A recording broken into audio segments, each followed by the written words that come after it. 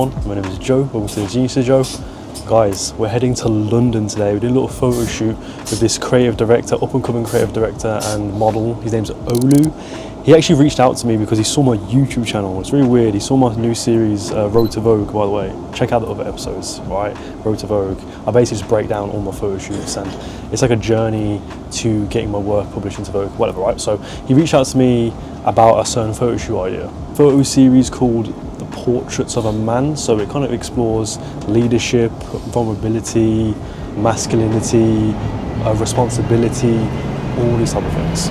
So today we're shooting the third part of the series called Leadership. And I thought it was a great concept when he sent it to me. He sent me like a mood board. I'll probably put on the screen snippets of the mood board that he sent me. I thought it was a great idea and I was willing to work with him on this project and help him execute that vision. So in today's video, like all other episodes, I'm just going to be breaking down the photo shoot, my process. So pre-production, while on the shoot, and post-production, and just giving you guys some photography tips along the way, so you guys actually learn something from this video, and just giving you like a good insight into how I work, and just, you know what I mean, I feel like it's quite useful. But before we get into the video and the shoot, guys, I just want to quickly introduce myself. My name is Joe, of course. I'm a professional portrait photographer looking to help other portrait photographers like yourself make distinctive work, land more clients, all that type of stuff. So if you're interested in that, please subscribe to the channel, and once I've gained your trust and you want more personal advice beyond these YouTube videos, top links in the description. It's my coaching program where I'll personally go on calls with you, critique your portrait work, and let's have a little fun chat about portrait photography. So if you're interested in that, top links in the description so we can check it out and learn more. Okay, so like I just said, right, Olu, the model, reached out to me about a month or so back about a photo shoot idea. He emailed me, sent me the mood board, a really good solidified idea, and I was like, this is a great idea, I want to work on this, help you execute this vision. And yeah, like he reached out to me about October time, so this has been in the making for like over a month. So in that time, we've just been going on calls with each other, like organising the shoot, what he should wear, what location we should go to, all that type of stuff. So he actually had a stylist he was working with, so he was obviously communicating with the stylist about what he should wear and everything. So today we're shooting on a beach in London. So it's not actually a beach, it's like a reservoir. You can't actually go in the water or anything, so it's like a fake beach. There's sand there, but whatever, right? So we're gonna go shoot there, and there's also like a woods area, like a foresty type of area we're gonna go to. So we're gonna go there first. So right now it's 12:45, and because it's the winter, the sun goes down quite early, so we're going to have to be quite quick with the shoot. So yeah, the shoot is split into two parts. Obviously the forest area and the beach area. He said he wanted to shoot, for the beach area, he said he wanted to shoot at blue hour. There's a certain shot from this film called Moonlight, where it's at blue hour, and it's this guy, he's shirtless, and he's looking out into the horizon. What type of, so I haven't seen the film, but I got the vision of the shot in my head. I'll probably put it on the screen, whatever, right? So we're going to replicate that. So I'm planning on using strobes for the forest stuff, right, and maybe for the beach stuff. So I brought my strobe with me. Obviously I got my cameraman Tosh behind the camera. I've mentioned him before in my other videos, but yeah, 100%. I'll put his links in the description below as well, but he's gonna help me carry some stuff around, do BTS at the same time, I know. But yeah, I haven't really used strobes outside before, so it'll be a very interesting and fun experience for me. And also, I cooked up a little shot list this morning just before we left to send it to him. Just like some shots we can put in. That's a really good way, guys. If you want to have a shoot with intention, when you're on a photo shoot, you don't want to feel stuck and you don't want to feel, oh, what do I do next, what do I do next? Best thing, guys, make a mood board, make a shot list of what type of stuff that you want. So what I did, make a visual shot list. I actually have a video where I explain how you can make pictures and mood boards for your photo shoots, which I'll put up here. You can watch after this video. That will just go over how to make the perfect mood board for your model, how to actually prepare for your shoots beforehand. London time. We don't know where the fuck we're going, but like tourists, that's tourists for you, you know what I mean? But I'm excited. It's getting a bit dark already, but hopefully there's some light when we get there. But you know what I mean, let's see what happens. Alright guys, we're at London Euston now. Just waiting for the model. He's a bit late, but that's fine. Underground London's a bit slow sometimes, it's a bit late. It's chaotic as fuck, right? Even my friend Tosh, right, he's talking about, oh, stands on the right side of the fucking escalator. Like, I don't know this shit. I'm not a Londoner, I'm a Birmingham guy, so this is new for me. This is kind of fun. I'm excited to, yeah. How's it going, man? You good? Yeah, I'm good. How are you? I'm good, man. So nice to meet you. Mediva, nice to meet you. Joe. This is my. So I briefly mentioned what this whole photo shoot was about, but Olu came up with this really cool idea for like a portrait series where we would explore masculinity and the role of being a man. The reason why I mention this, right, is because it plays a huge role in all the other aspects of the shoot. It affects how I want to pose the model, how do I want to light the model, what location should we shoot in, what should the model wear, the outfits, the styling, etc. So if you're struggling with knowing how to approach your next photo shoot, go back to that story, go back to that theme, go back to that message that you want to tell in your photos, and you notice this will help guide you with knowing where you should take things like your posing and your locations and your lighting in your next photo shoot. So for the poses, Olu already had a quite good idea on what type of poses he wanted to do, but for the forest part of the shoot, he wanted to show off isolation, him being in his element, he's a lone wanderer, like that type of vibe. So we did poses like leaning against a tree, him looking into the sky, him looking at the ground, and looking like he's contemplating something, right?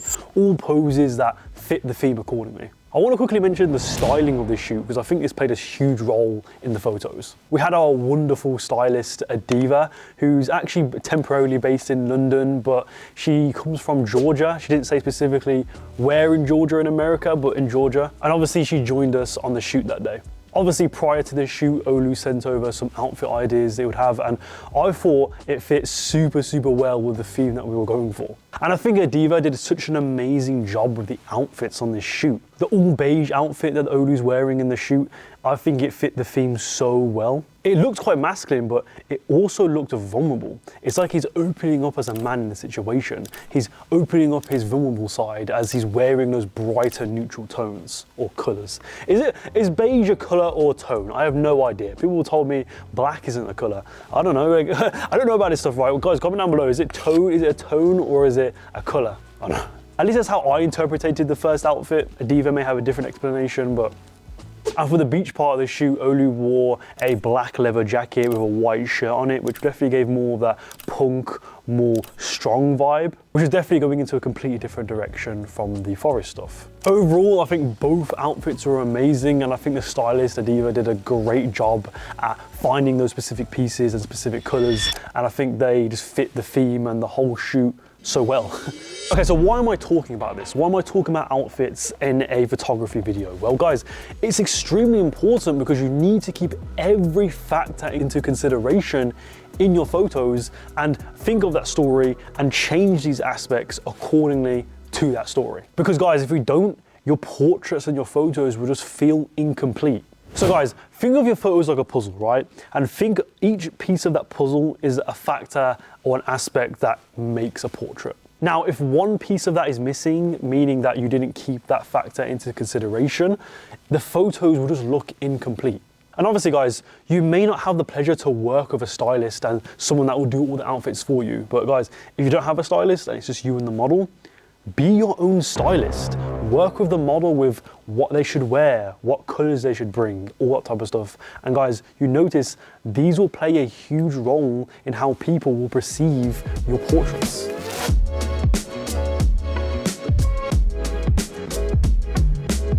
It's not even a real beach, it's like a reservoir. You can't even go in the water.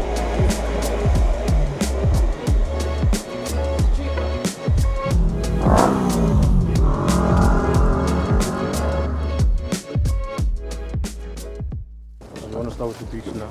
We should start with the forest stuff, I think. Oh, okay. Because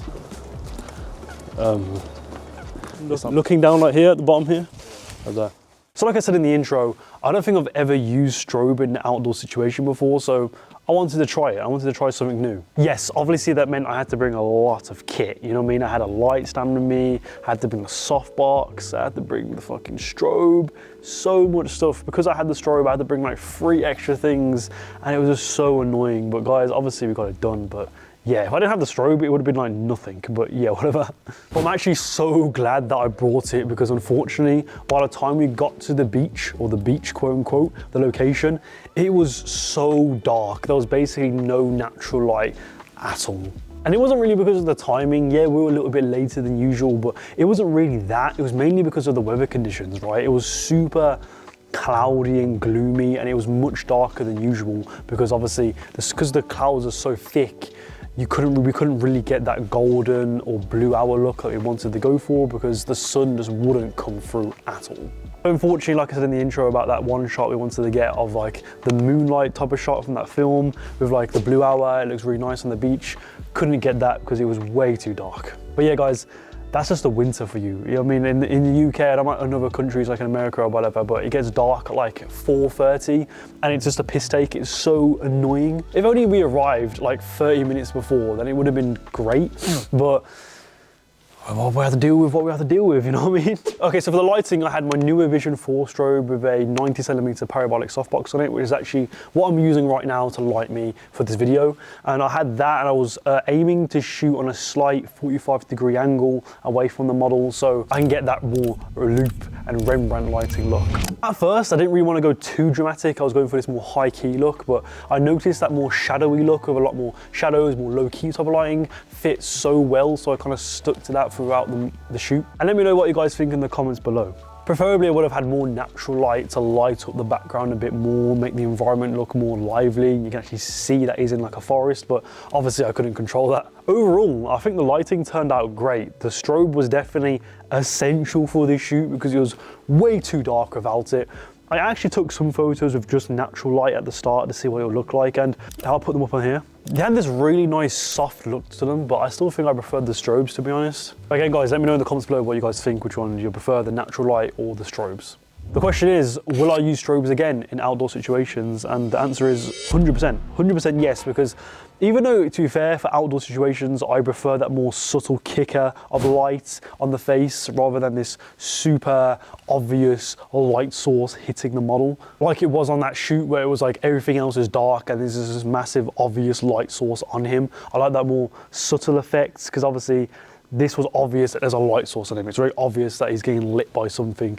Next time I would prefer to do a more subtle look, like I said for the third time. But yeah, I'm still happy with the lighting and still happy with the results. I think it still turned out really good. And me and Olu have so many other photo shoot ideas that we want to do together. So look out for those on my YouTube channel. We'll be making breakdowns on all the photo shoots we do.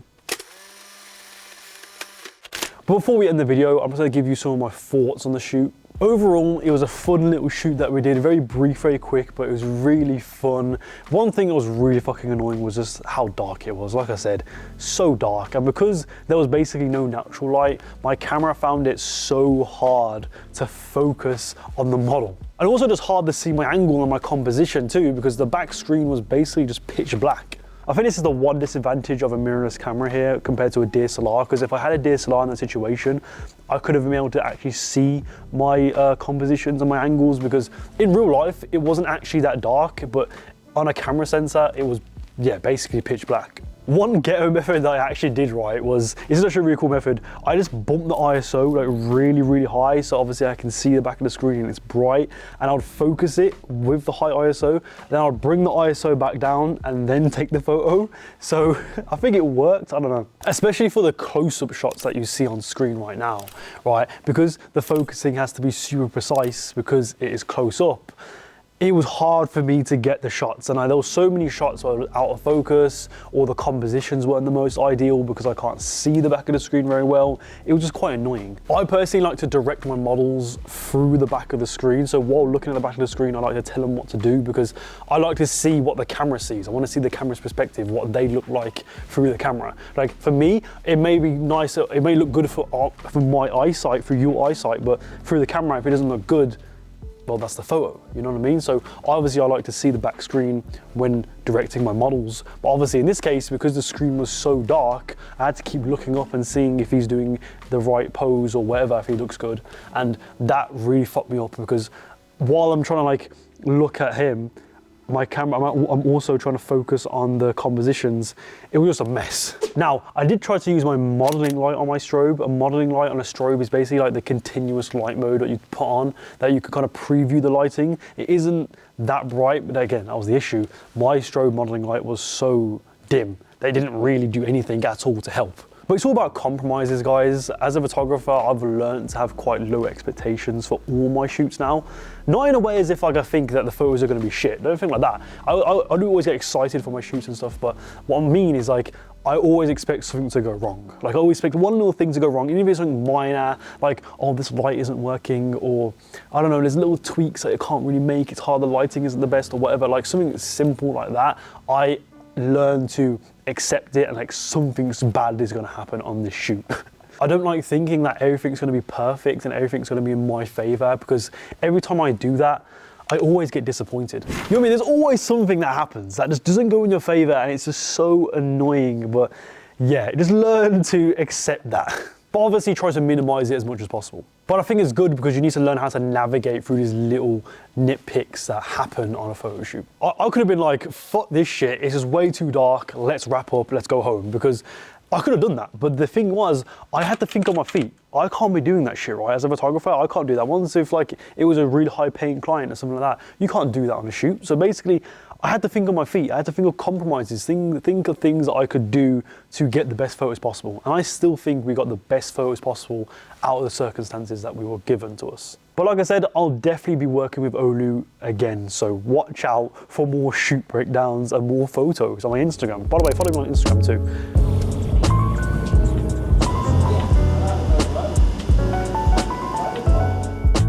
Alright guys, we finished the shoot, right, it was about a few hours ago we finished now. Been on the train.